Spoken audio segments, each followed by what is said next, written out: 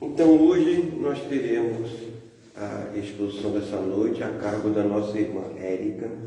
Que Jesus lhe inspire agora e sempre.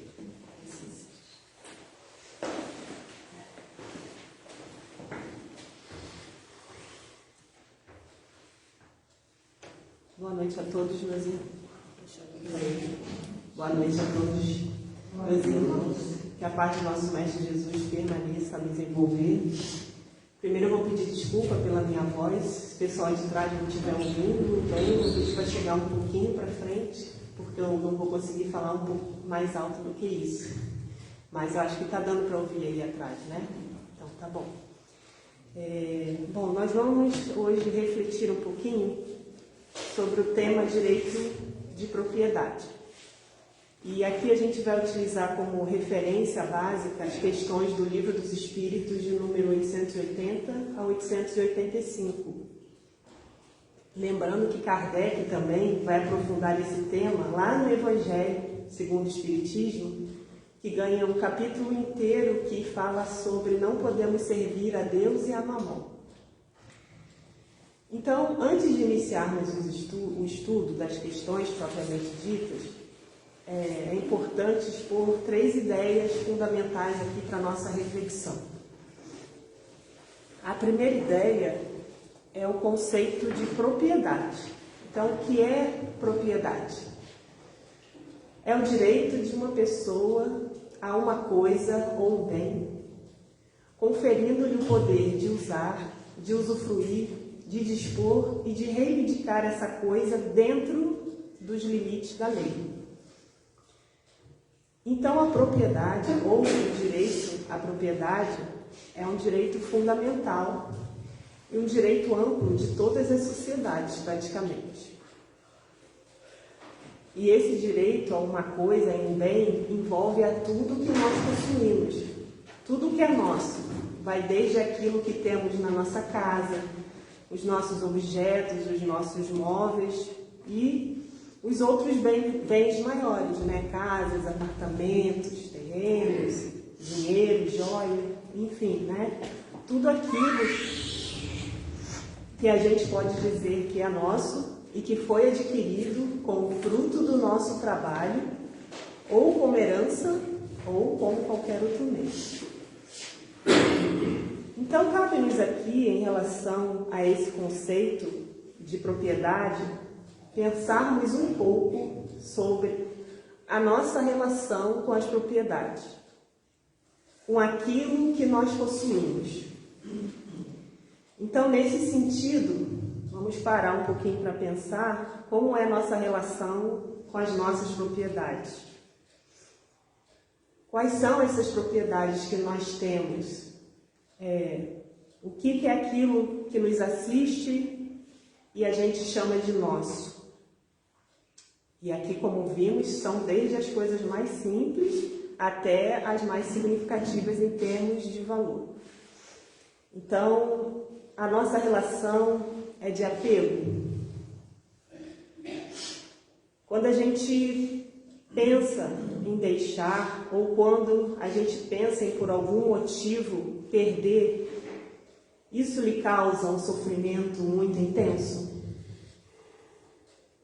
A ideia, por exemplo, de desencarnar, de morrer, e saber que esses bens vão ficar aqui, isso traz um sofrimento emocional? Ou, como a gente sabe também, pessoas que não têm esses bens, né, que nós falamos, não possuem,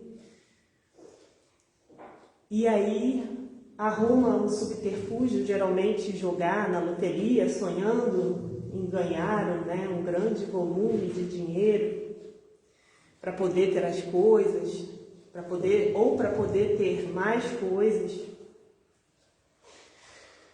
e ter uma vida mais tranquila, uma vida mais interessante, poder viajar, poder adquirir aquilo que quer, sem nenhum limite.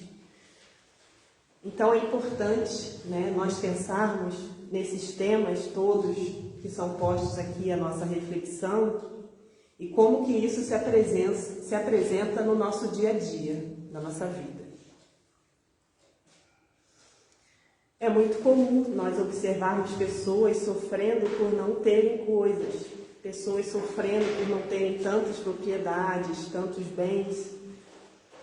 Então, esse conceito de propriedade é um conceito, claro, relativo ao mundo material. O que vai nos levar agora à segunda ideia, que é exatamente um princípio básico da doutrina espírita, que é a questão da imortalidade da alma. Nós não somos seres encarnados somente.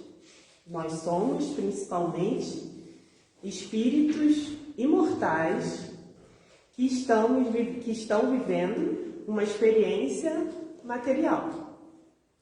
Então, de onde viemos? Viemos do mundo espiritual. Para onde retornaremos? Para o mundo espiritual. Então, o mundo espiritual é a nossa casa. O mundo espiritual, como nos dizem os espíritos, é o mundo normal, primitivo, de onde viemos e para onde retornaremos. Então, tudo o que nós possuímos, tudo o que nós temos de bens materiais aqui nesse mundo, vai ficar aqui. Porque quando nós retornarmos ao nosso mundo original, primitivo, nós apenas aquilo que é de uso da alma. E isso está exatamente nesse capítulo que eu comentei lá do Evangelho, segundo o Espiritismo. Esse conceito do que a gente leva, que é de uso da alma, está no capítulo 16 do Evangelho. Não se pode servir a Deus e a Mamon. No item, a verdadeira propriedade. Então, qual é a verdadeira propriedade? O que realmente nós, como espíritos imortais, possuímos? Temos e que vamos levar conosco? Tudo aquilo que é do uso da alma, o nosso conhecimento, a nossa inteligência, as nossas qualidades morais, que a gente chama também de virtudes, todo o bem que nós fizemos, todas as nossas memórias, tudo aquilo que nós somos verdadeiramente. Então, de acordo com o ensinamento dos espíritos em relação aos bens materiais, nós somos apenas depositários, usufrutuários desses bens. Eles não nos pertencem essencialmente, porque nós somos espíritos. Então, nós levamos conosco aquilo que podemos levar. E a terceira ideia, também muito importante, está nos ensinamentos do Evangelho de Jesus. E Jesus nos advertiu fortemente sobre os perigos da riqueza material. Fortemente, há várias passagens em que Jesus nos aconselha, Jesus conta parábolas, Jesus procura nos mostrar que o afã, o desejo intenso por bens, por ter, pode muitas vezes nos desviar daquilo que é o principal, que é a nossa vida moral. Que é, como eu disse agora ali na mensagem inicial, todo o bem que nós podemos fazer aos nossos semelhantes, todo o amor que nós podemos espalhar. Então a gente vê, por exemplo, em Mateus, no capítulo 19, a famosa frase, né? Essa frase é bem conhecida de Jesus, que ele diz: digo-vos em verdade que é bem difícil que um rico entre no reino dos céus.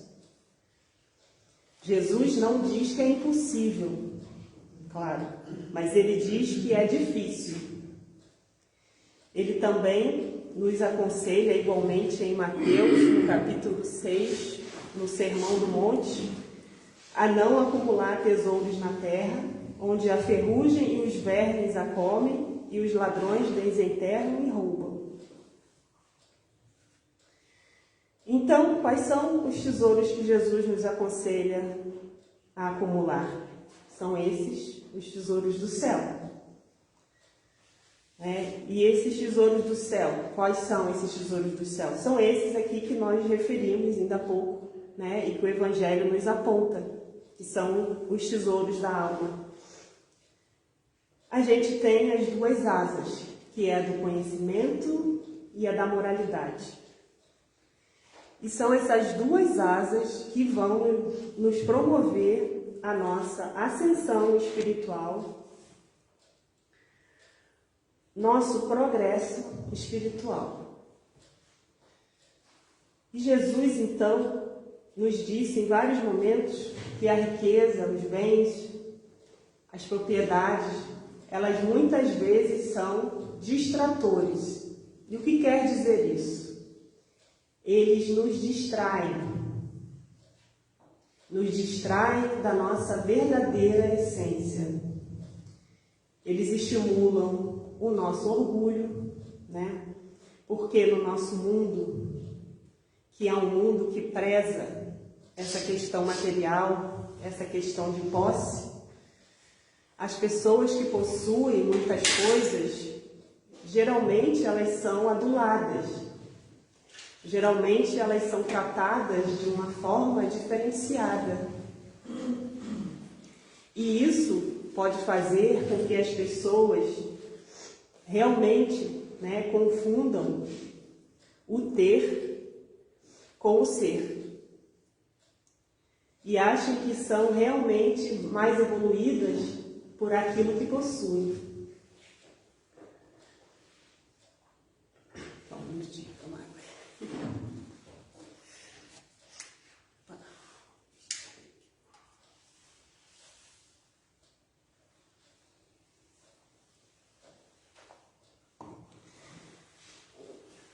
Então, isso é perigoso, porque aí nós caímos tanto no orgulho de nós confundirmos o ter com o ser e achar que realmente o fato de nós possuirmos bens é o que nos fará ficar bem quando nós partirmos para a nossa verdadeira vida.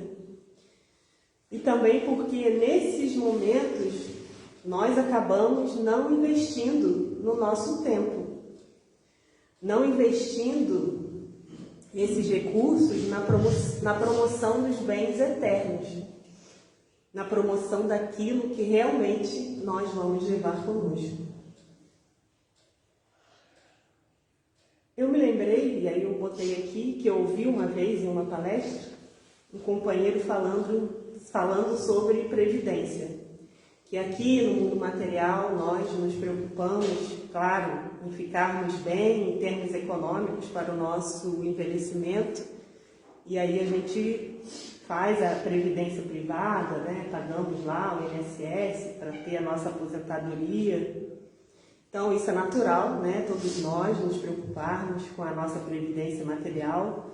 Mas ele traz o conceito de previdência espiritual, que nós também deveríamos nos preocupar que recurso nós estamos acumulando na alma para ficarmos bem quando nós desencarnarmos. Então, isso que Jesus nos adverte, para nós não nos distrairmos com esses bens, tá? Então, são 3 ideias aí que se complementam e que servem ali como pano de fundo as questões que agora a gente vai ver um pouquinho. Então, vamos à questão 880. Kardec pergunta se viver é um direito. E os espíritos respondem que é o primeiro direito natural, é o de viver. E ninguém tem o direito de atentar contra a vida ou comprometê-la de qualquer forma. Essa é a questão 880. E essa questão nos mostra que se o nosso primeiro direito natural é o de viver, qual é a nossa primeira propriedade? Qual é a nossa primeira riqueza? É o tempo que nós temos de vida. São as horas, os dias que correm. Essa é a nossa maior riqueza. Por quê? Porque a partir do tempo que nós temos, nós podemos nos elevar. Nós podemos, principalmente nessas asas, né, que eu citei, tanto do amor quanto do conhecimento. Então, vamos a mais uma reflexão. O que fazemos com essa nossa riqueza do tempo? Como a utilizamos? Nós a utilizamos nesse sentido para nos informarmos, conhecermos, estudarmos tudo aquilo que é importante para nós, que vai nos ajudar a compreender melhor o mundo, compreender melhor as pessoas, a nós mesmos. Nós aproveitamos esse tempo para nos engajarmos em trabalhos, em atividades em favor da coletividade, em favor dos nossos semelhantes. O que fazemos dessa riqueza da vida que consiste no tempo que nós temos? Importante a gente refletir sobre isso, tá, gente? E aí a questão 881. Os espíritos vão dizer que o direito à propriedade é a consequência do direito de viver. Porque, ora, se nós temos que viver, e viver é o primeiro e o mais fundamental direito, nós temos que ter coisas para viver, né? Alimentos, abrigos, roupas. Então, o direito à propriedade é uma consequência do direito de viver. Se precisamos viver, precisamos possuir para que possamos manter a nossa vida, né? Manter essa vida com um mínimo, né, de dignidade, com um mínimo de conforto, com um mínimo de qualidade, né? Mas os espíritos nos dizem que esse direito à propriedade nós devemos exercer pelo trabalho honesto e sem egoísmo. E isso é um modificador importante. Então, somos convidados pela espiritualidade a exercer esse direito que é nosso, mas sem egoísmo e utilizando o nosso trabalho honesto. Eu vou pular 882 e vou para 883 e 883A. Os espíritos dizem que é natural o desejo de possuir para não sermos pesados a ninguém. Mas devemos evitar acumular bens sem utilidade ou apenas para saciar as nossas paixões. E por aqui a gente vê o quanto que nós, enquanto sociedade, enquanto coletivos sociais, o quanto ainda a gente precisa evoluir nesse sentido. O fato é que nós hoje observamos exatamente isso, que muitas pessoas querem acumular bens sem utilidade, acumular bens que a gente não usa, que são apenas bens, é apenas algo que a gente tem e está lá para saciar as nossas paixões. Então essa questão aqui, ela nos convida a exercer uma posse, a exercer uma propriedade equilibrada, que não seja voltada apenas para nós, mas que a gente possa utilizar esses recursos, esses bens que nós temos, não só em nosso favor, para saciar as nossas paixões. E ok, aqui também, né, a gente comer bem, morar bem, ter nosso carro, os nossos objetos, se a gente tem condições para isso, né? Ok, não tem problema nenhum, não tem nada de errado, mas que não seja apenas para saciar as nossas paixões. Repare que nesses textos, sempre falando sobre questões morais, sempre tem uma expressão, né, que eu gosto de chamar de uma expressão modificadora daquilo que está sendo dito. Então, não tem nada de errado ter bens. Não tem nada de errado a gente ter bens para saciar as nossas paixões. O que tem de errado? Ter bens apenas para saciar as nossas paixões. Então, esse apenas ali é uma expressão modificadora. Não tem nenhum problema a gente ter bens, mas apenas para saciar, não, né? E nas questões 884 e 885, Kardec pergunta qual é o caráter da propriedade legítima e se é ilimitado o direito de propriedade. Há algum limite para ter as coisas? Existe esse limite? E aí os espíritos respondem que toda propriedade legítima, ou seja, que foi adquirida sem o prejuízo de outra pessoa, estaria justificada. Então, nesse sentido, pode-se dizer que o direito à propriedade é ilimitado. Repare também aqui nessa questão a expressão modificadora, adquirida sem prejuízo de outrem. E aqui a gente também está falando da exploração da força de trabalho de pessoas, né, que muitas vezes contratam empregados sem fazer o devido registro, sem pagar aquilo que os empregados merecem. Isso seria você acumular um capital em prejuízo de outra pessoa. Então, não é essa a propriedade legítima que os espíritos estão falando aqui. Eles dizem que esse direito à propriedade é ilimitado, desde que essa propriedade seja adquirida sem prejuízo de outrem. Mas eles acrescentam.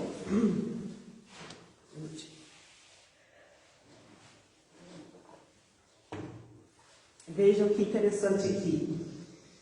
Que a legislação humana consagra leis que a lei da justiça divina reprova. E que essas leis evoluem à medida que evoluímos e compreendemos melhor a justiça divina. Então, reparem aqui que eles nos indicam que pode ser sim, que na nossa sociedade brasileira, esse direito seja ilimitado.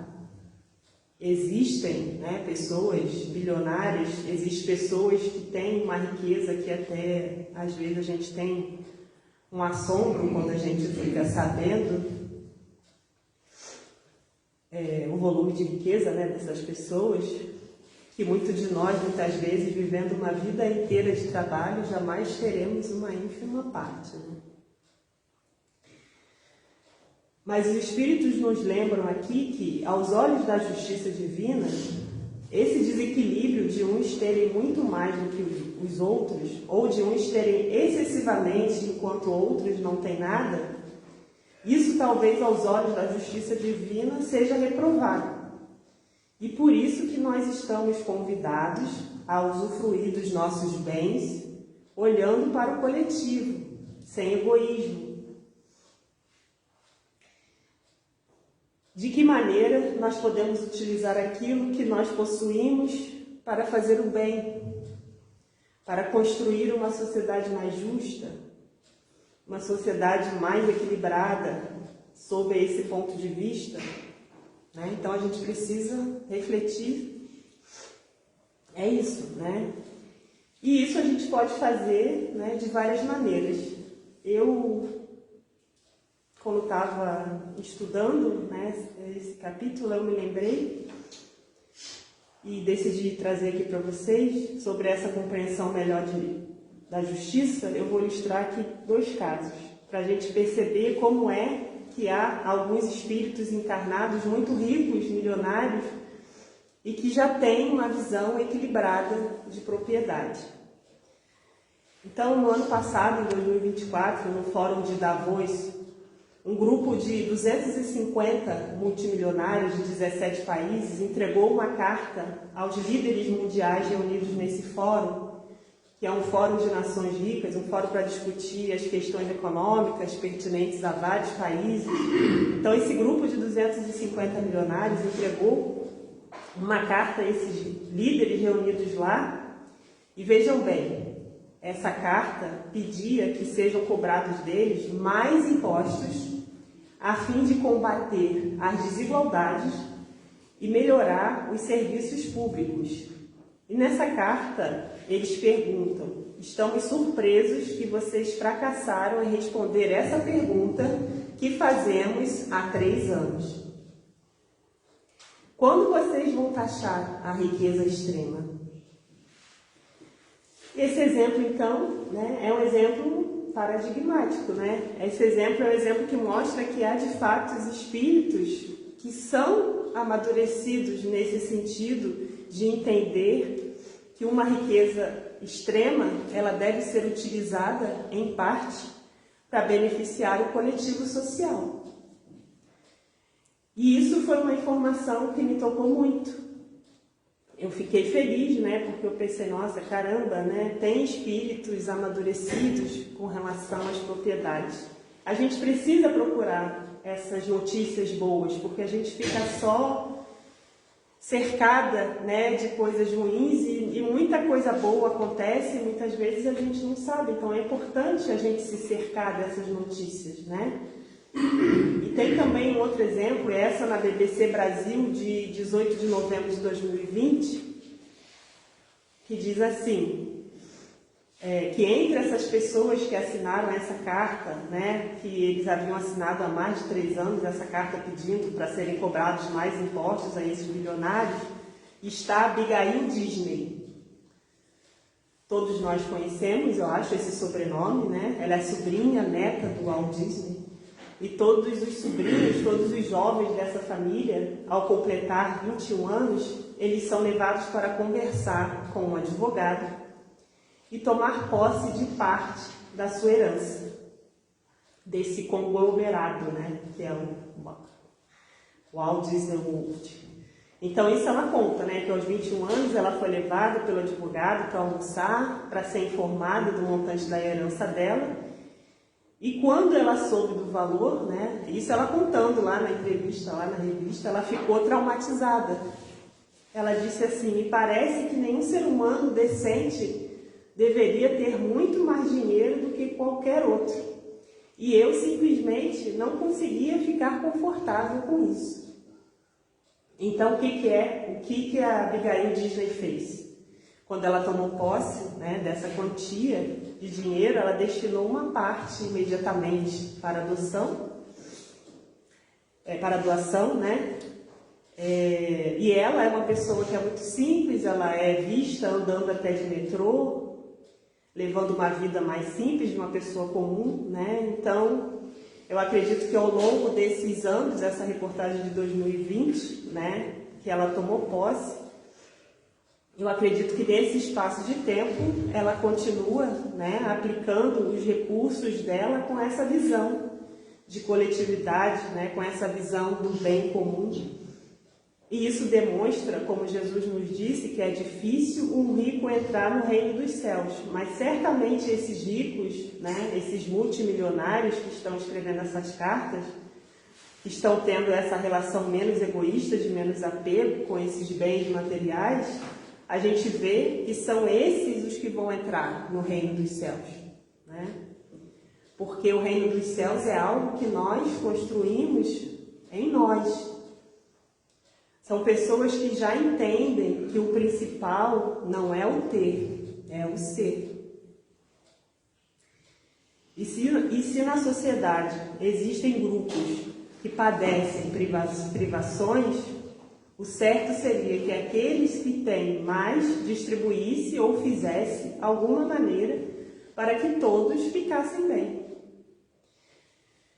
E isso demonstra, né, o amadurecimento na administração dos bens materiais sob essa ótica do coletivo e não do nosso impulso egoísta de ter e guardar só para si.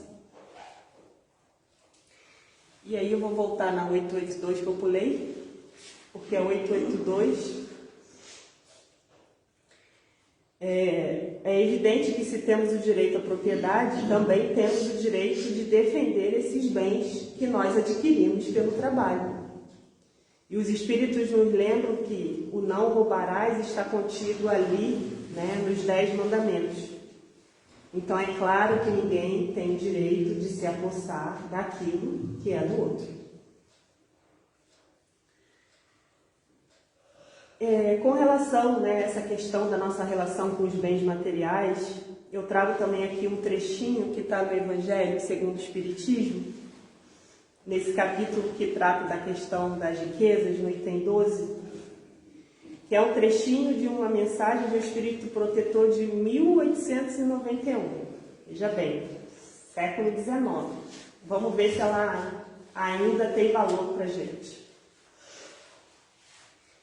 E, gente, isso é uma das advertências mais importantes para todos nós, para a gente não esquecer, para a gente aplicar no nosso dia a dia. O Espírito Protetor diz assim: quando considero a brevidade da vida, dolorosamente me impressiona a incessante preocupação de que é para vós objeto o bem-estar material, ao passo que tão pouca importância dais ao vosso aperfeiçoamento moral, a que pouco ou nenhum tempo consagrais, e que, no entanto, é o que mais importa para a eternidade. E aqui, mais uma vez, é o momento de nós pararmos após ouvirmos essa palavra aí desse Espírito Protetor e, mais uma vez, nos perguntarmos, que tempo que eu consagro aquilo que realmente é importante, que tempo eu consagro ao meu aperfeiçoamento moral. E se há um desequilíbrio desse tempo, se nós investimos mais as nossas energias, preocupados com ter, e vai ficar tudo por aí, o que importa para a eternidade, como os Espíritos nos anunciam aqui? O que importa são os tesouros da alma, como eu já falei, que nós já vimos lá no Evangelho, e Jesus também fala sobre esses tesouros da alma. Então, também lá no livro Céu e Inferno, tem mensagens lá de espíritos desencarnados que aqui na Terra foram rainhas. Acho que tem umas 2 ou 3 mensagens lá que ilustram isso, que o sofrimento que é para essas pessoas que não conseguem perceber essa questão que nós somos espíritos imortais. Então, que aquilo que realmente importa para a eternidade, que são esses nossos tesouros da alma. Então, quando essas pessoas desencarnam e que têm essa visão, elas se veem num sofrimento muito grande. Sofrimento pelo que ficou. Porque ficou na Terra. Elas não vão conseguir levar. A gente não vai conseguir levar.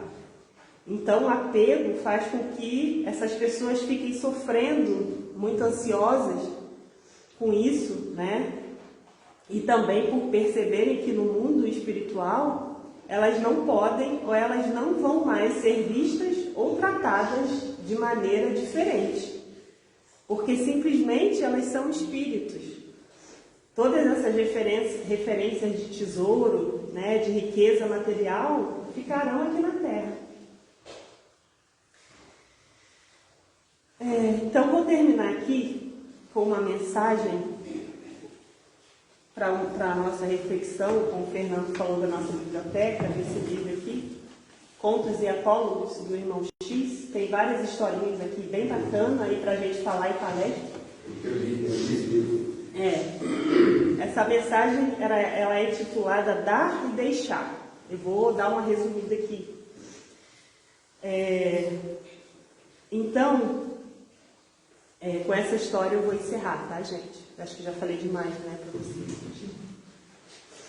Então a mensagem diz assim: quando Cirilo Fragoso bateu às portas da esfera superior e foi atendido por um anjo que o velava, solícito, com surpresa, verificou que o seu nome não constava entre os esperados do dia.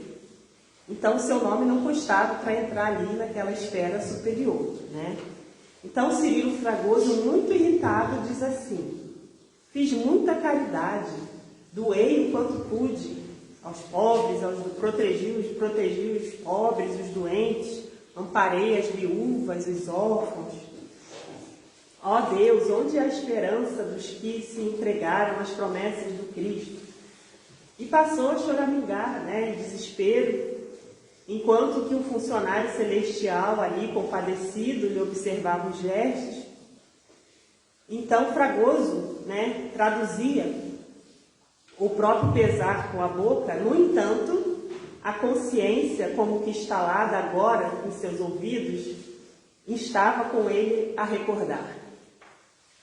Inegavelmente, amontoara vultuosos bens, atingira retumbante êxito nos negócios a que se afeiçoara e desprendera-se do corpo terrestre no cadastro dos proprietários de grande expressão.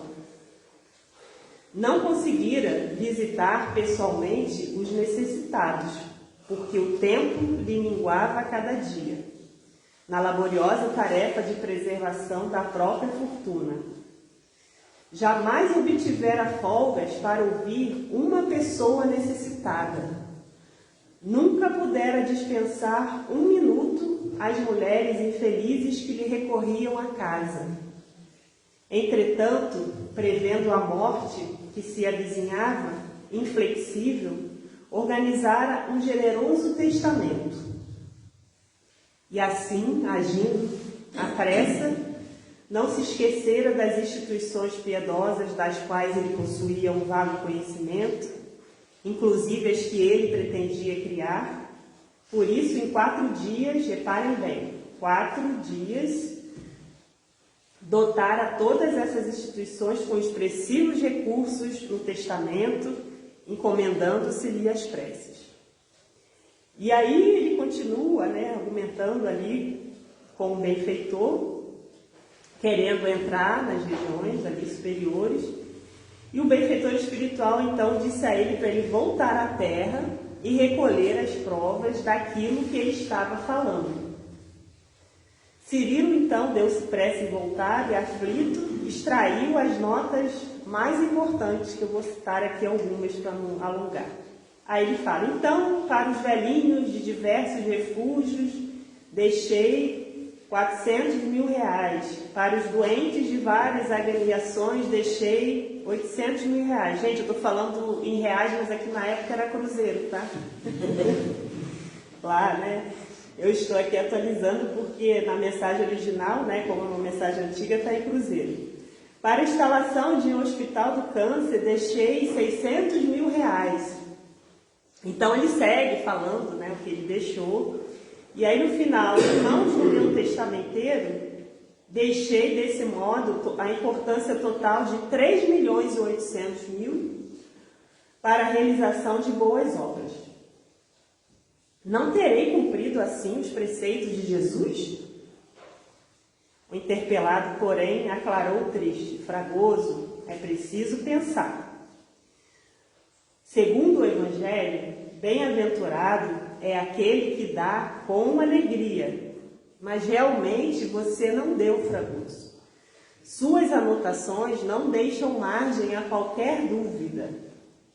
Você simplesmente deixou. Deixou porque não podia trazer. E aí, como Cirilo entrou numa aflitiva expectação, o anjo arrematou: infelizmente, o seu lugar, por enquanto, ainda não é aqui, nessas esferas superiores. De conformidade com os ensinamentos de Jesus, onde situamos o tesouro de nossa vida, aí guardamos o nosso coração. Seu testamento não exprime libertação. Quem dá, serve e passa. Quem deixa, larga provisoriamente. Você ainda não se exonerou das responsabilidades para com o dinheiro. Volte ao mundo e ampare aqueles a quem você confiou os bens que lhe foram emprestados pela providência divina. e ajudando-os a usá-los na caridade verdadeira, você conhecerá, com experiência própria, o desprendimento da posse. A morte, vejam agora o que o anjo vai finalizar. A morte obrigou-o a deixar. Agora, meu amigo, cabe-lhe exercitar a ciência de dar com a alma e com o coração. E foi assim que Cirilo Fragoso, embora triste, regressou à esfera dos homens, em espírito, a fim de aprender a beneficência com alicerces na renúncia. Então essa é a nossa mensagem no capítulo 27, desse livro que eu falei. E nós vamos dar ou nós vamos deixar os nossos bens materiais? Que Jesus continue nos inspirando e nos abençoando. Assim seja.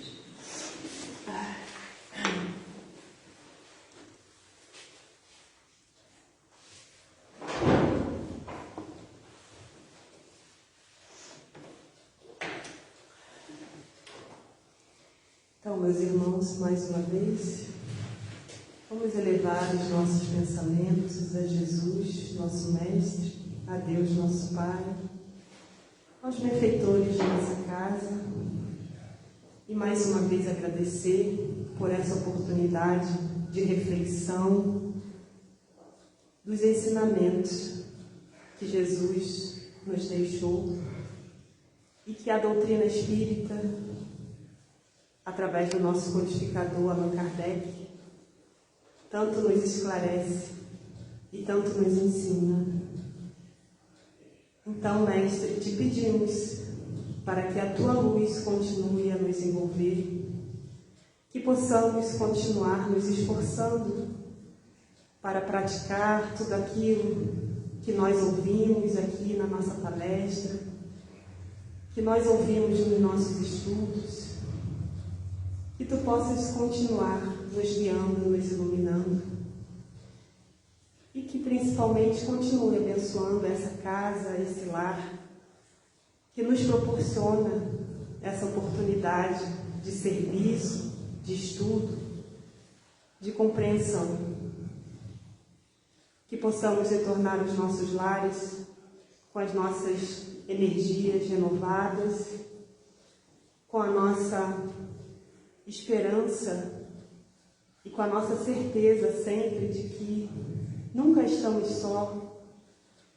Jesus e nossos benfeitores espirituais estão sempre conosco, nos amparando, nos protegendo, e eles continuam nos dando força, nos dando coragem para superar as nossas dificuldades, entendendo, que ainda precisamos evoluir para poder alcançar essas duas asas do conhecimento e da moral.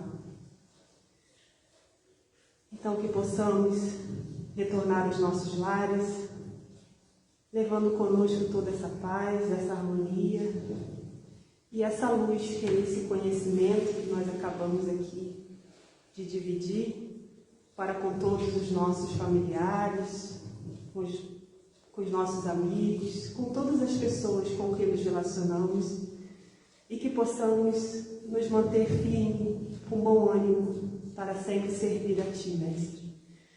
Que assim seja, graças a Deus.